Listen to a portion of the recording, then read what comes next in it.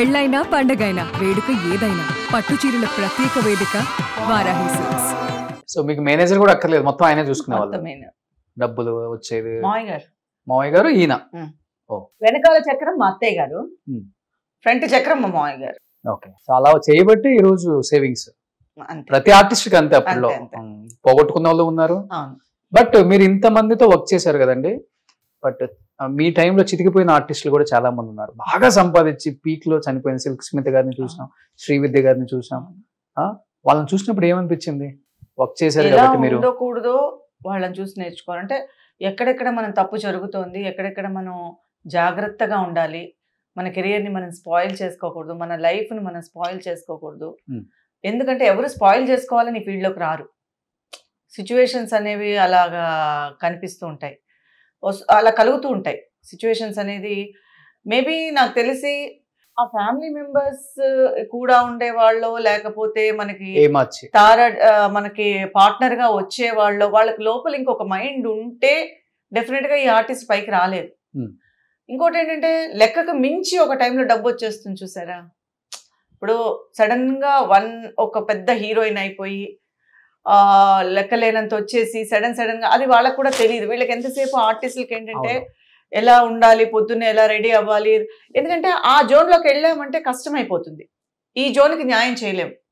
ఇప్పుడు నేను వచ్చిన డబ్బును నేనే బ్యాంక్ వెళ్ళి, నేనే బ్యాంకులో వేసుకొని, నేనే పోస్ట్ ఆఫీస్లో 4 రూపాయలు దాచుకొని, నేనే ల్యాండ్ తిరిగి, ఇది సాధ్యం కాదు. ఇది ఏ ఆర్టిస్ట్కి సాధ్యం కాదు. ఎందుకు అంటే ఆర్టిస్టే వెళ్ళి ఇప్పుడు టైటిల్ అన్ని చూసుకోలేదు. టోటల్గా తను సంపాదించిన ప్రతి రూపాయికి న్యాయం జరగాలని తనే వెళ్ళి ఏం చేయలేదు. అవును, కూడా ఉండేవాళ్ళు వాళ్ళకి సపోర్ట్గా ఇప్పుడు తల్లి తండ్రి కానీ హస్బెండ్ కానీ లేదా వాళ్ళ మంచి కోరితేనే వాళ్ళు పైకి రాగలుగుతారు. అవును. ఇప్పుడు ఎలా అయితే పిల్లలకి ఒక మంచి విద్య చెప్పించి, వాళ్ళని ఒక మంచి పెళ్లి చేసి, వాళ్ళకి ఒక మంచి ప్రాపర్టీ ఇచ్చి, లేదా వాళ్ళకి ఒక మంచి చదువు చెప్పించి వాళ్ళ కాళ్ళ మీద వాళ్ళు నిలబడేటట్టు చేయగలుగుతున్నారు పేరెంట్స్, ఈ ఫీల్డ్లో కూడా అలాగే అనుకోవాలి. ఎందుకంటే స్పాన్ చాలా తక్కువ అందరికి. ఇప్పుడు ఇన్ని క్యారెక్టర్స్ చేసామంటే ఏ క్యారెక్టర్కైనా మనం చేస్తామనే దానివల్లే ఉన్నాం. మనం ఇదే చేస్తామని కూర్చొని ఉంటే ఇంత లాంగ్ పీరియడ్ ఉండకపోవచ్చు. నేను ఒకే హీరోయిన్ గానే చేస్తానంటే 2 సినిమాలే వచ్చి ఉంటాయి, లేదా నేను సిస్టర్ క్యారెక్టరే చేస్తానని ఉంటే కొన్ని సినిమాలే వచ్చి ఉంటాయి, లేదా అసలు నేను సీరియల్ చేయను, నాకు ఇంట్రెస్ట్ లేదు అని అంటే అసలు సీరియల్లోకే వచ్చి ఉంటాం. సో ఇది తెలీదు. ఇది ఈ ఫీల్డ్ లో మాత్రం మనకి ఇంత కెరియర్ ఉంటుంది. ఐడెంటిటీ వచ్చిన తర్వాత ఏ క్యారెక్టర్ చేసినా ఏం కదా ఆర్టిస్ట్. ఇప్పుడు మీరు స్క్రీన్ మీద ఎంత అందంగా మంచిగా ఒక డ్రెస్ వేసుకొని కూర్చున్నారు, అదే మిమ్మల్ని సీరియల్ లో చూస్తే వైట్ హెయిర్ వేసుకొని అమ్మ క్యారెక్టరు అంటే ఒక మంచి ఇదేంటి తెలుసా అండి, ఇప్పుడు అమ్మలు వైట్ హెయిర్ లేట్లే, అమ్మలే స్టైల్ గా ఉంటున్నారు, లిప్టిక్ వేసుకొని. పిల్లల కన్నా అమ్మలే బాగుంటున్నారు. మరియా గారు ఆ స్టైల్ ఇచ్చారు చెప్పాలంటే. అత్తారింటికి దారేదిలో అమ్మగారులానే ఉన్నారు. సో ఇప్పుడు అమ్మలే బెటర్ గా ఉన్నారు కాబట్టి మేము అమ్మగా చేసినా కూడా మాకు ఆ ఫీల్ రాలే. ఎందుకంటే ఇంకా వేసుకోండి, ఇంకా హైట్ చేసుకోండి, హెయిర్ పఫ్ పెట్టుకోండి, ఇంకా మంచి మేకప్ ఇంకా వేసుకోండి, ఇంకా జ్యువెల్స్ వేయండి, ఇంకా మంచి చీరలు కట్టుకోండి అంటున్నారు.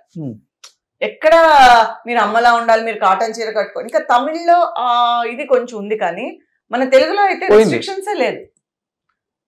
సో హీరోయిన్ మీ ఇష్టం, మీ టాలెంట్, ఎంత బాగా రెడీ అవుతారో అది మీ టాలెంట్, మీ ఇష్టం అని మాకే వదిలేశారు. సూపర్. ఇప్పుడు అమ్మ క్యారెక్టర్ కి ఎక్స్పెక్ట్ చేయొచ్చా మిమ్మల్ని? మా మహేష్ బాబుకి, ప్రభాస్ కి, అల్లు అర్జున్ కి ఇప్పుడు అవకాశం ఉందా? సెకండ్ ఇన్నింగ్స్ ఏమైనా స్టార్ట్ చేస్తారా? కాదండి, మేము రెడీగా ఉన్నా కూడా వచ్చేవాళ్ళు ఇప్పుడు హీరోయిన్స్ అందరూ పెద్ద పెద్ద హీరోయిన్స్ కూడా అమ్మలు అయిపోయారు కదా. సో వాళ్ళని దాటి మా వరకు రావడం అనేది కష్టమైపోయింది. ఓకే, ఇన్ కేసు వస్తే వచ్చి చేస్తారు. అదృష్టం కదండి. ఎవరు ఇప్పుడు నేను లడ్డు తింటావా అంటే తినడం ఎవరికైనా చేదా? మంచి రోల్స్ వస్తే ఎందుకు చేయ, అలాంటి రోల్స్ రావాలనే కోరుకుంటాను. ఏదో ఒక రోల్కి. ఇంకోటి ఏంటంటే చాలాసార్లు నాకు సినిమా ఆఫర్స్ కూడా నేను చేసేటప్పుడు వచ్చాయి. మరి అది నా లక్క లేకపోతే నెగిటివ్ నాకు తెలియలేదు, క్యాల్కులేట్ చేయడం తెలియలేదు. చాలా సినిమాలు పోగొట్టుకున్నాం. ఓకే, ఎందుకంటే because of this busy schedule. Once heroine గా చేసామంటే మనం లేకుండా ఒక స్ట్రేమ్ ఉండదు. అవును, హీరోయిన్ గా ఏంటంటే మంత్లీ 10 days మీకు దానికి కష్టపడాలి, వర్క్ ఎక్కువ ఉంటుంది, డబ్బులు తక్కువ అవ్వచ్చు, కానీ మీ ప్రెజెన్స్ అక్కడ ఇంపార్టెంట్. ఓకే. సో ఈ సినిమా వాళ్ళు 5 రోజులు 10 రోజులు అడిగితే వీళ్ళు ఇచ్చేవాళ్ళు కాదు. ఓకే, వీళ్ళకి వాళ్ళని చూస్తే చిన్న చూపు, వాళ్ళకి వీళ్ళని చూస్తే ఇది. సీరియల్ వాళ్ళకి ఎప్పుడు సినిమా వాళ్ళు అంటే వాళ్ళు అమ్మో లేదనేస్తారు, ఎందుకంటే వీళ్ళది ప్రయారిటీగా అనుకుంటారు. వాళ్ళు ఏమన్నా సీరియల్స్ ఆపేసి వచ్చేసేయండి అంటారు. సీరియల్స్ చేస్తే సినిమాల్లో పెద్ద ఛాన్సులు రావు అంటారు. మరి అది ఎంతవరకు నిజమో నాకు తెలియదు. సో మీరు తెలుగులో చేసిందంటే చిరంజీవి గారు, వెంకటేష్ గారు మెయిన్, అంతే కదా? కొంచెం మనం వస్తే ఊంకొడతారా అది చేశారు. తర్వాత కృష్ణరాజు గారు అమ్మాయిగా నీకు నేను నాకు నువ్వు చేశాను. ఓకే, అది సురేష్ ప్రొడక్షన్స్, ఉదయ్ కిరణ్ శ్రేయ. బట్ మీరు వర్క్ చేసిన ఆర్టిస్టులు డెత్ అప్పుడు ఎప్పుడైనా వెళ్ళారా అండి? శ్రీవిద్య గారు కానీ? శ్రీవిద్య గారు కేరళలో పోయారు. ఇక్కడ లోకల్ గా ఎవరి పోయినా కూడా నేను అందుబాటులో ఉంటే తప్పనిసరిగా. సిల్క్ స్మిత్ గారితో ఎలా ఉండేది మీ బాండింగ్? బాండింగ్ అంటే పెద్దగా ఆవిడ ఎవరితో మాట్లాడరు.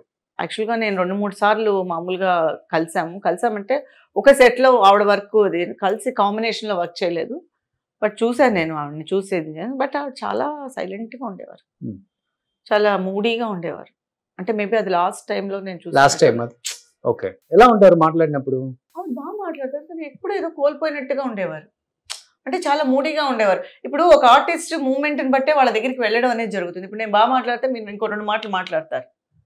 ఇప్పుడు నేను చాలా సీరియస్గా మీరు 10 మాట్లాడినా కూడా అవునండి బాగానే చేశాను, బాగానే ఉంది కెరీర్ అంటే ఏం చెప్తారు మీరు? మన రియాక్షన్ బట్టే కదా ఎదుటి వాళ్ళు. కొంతమందికి ఆవిడ లోకల్లో ఉండేవారు. రాజమండ్రి సైడ్ ఆమె కదా? కరెక్టే, కానీ చాలా కోపంగా ఉండేవారు. అసిస్టెంట్స్ తో కూడా చాలా, అంటే ఆవిడ బిహేవియరే పాపం ఎందుకులే ఆవిడతో అన్న ఆవిడ దగ్గరికి వెళ్ళి ఇప్పుడు ఆవిడ ఎందుకు డిస్టర్బ్ చేయడం అన్నట్టుగా ఉండేది. లాస్ట్ స్టేజ్ లో అలా అయిపోయినట్టున్నారు.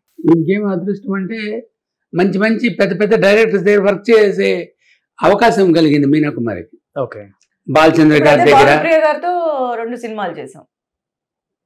కే బాలచంద్ర గారి దగ్గర యాక్ట్ చేశారు. జయమని దగ్గరలో మెయిన్ కాంబినేషన్ ఆవిడే ఉండేది. ఎందుకంటే సౌందర్య గారితో నాకు కాంబినేషన్ వచ్చేది కాదు, ఫ్లాష్ బ్యాక్ కదా మాది. అవును. సో మా ముగ్గురుది. సో ఆవిడ బాగా మాట్లాడు. సుజాత గారు అందరూ అంటారు సుజాత గారు మాట్లాడరు, చాలా అసలు ఎవరితోనూ మాట్లాడరు. వర్క్ చేసినప్పుడు బాగా మాట్లాడారు. అంటే ఆ టైం కుదరాలి ఆర్టిస్టులకి. ఆల్మోస్ట్ అందరు పెద్ద డైరెక్టర్ తో చేశారు.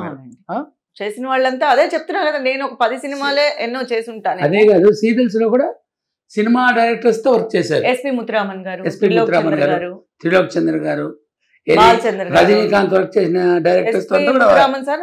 రజనీకాంత్ గారి సినిమాలు చాలా చేశారు. ఆయన మాకు ఒక, అంటే నేను మెయిన్ ఇదంతా ఎవరి వల్ల అంటే ఏవిఎం సంస్థ వల్ల, వాళ్ళ దాంట్లో వర్క్ చేయడం వల్ల, వాళ్ళకుండే కాంటాక్ట్స్ పెద్ద పెద్ద వాళ్ళని పెట్టిన దాని వల్ల మాకు అదృష్టం కలిగింది. థ్యాంక్ యూ సో మచ్ మీ ఇద్దరికి. థ్యాంక్ యూ సో మచ్ అండి. థ్యాంక్ యూ అండి. సుమన్ టీవీలో మీ పర్సనల్ అండ్ బిజినెస్ ప్రమోషన్స్ కోసం కింది నెంబర్కి కాంటాక్ట్ చేయండి.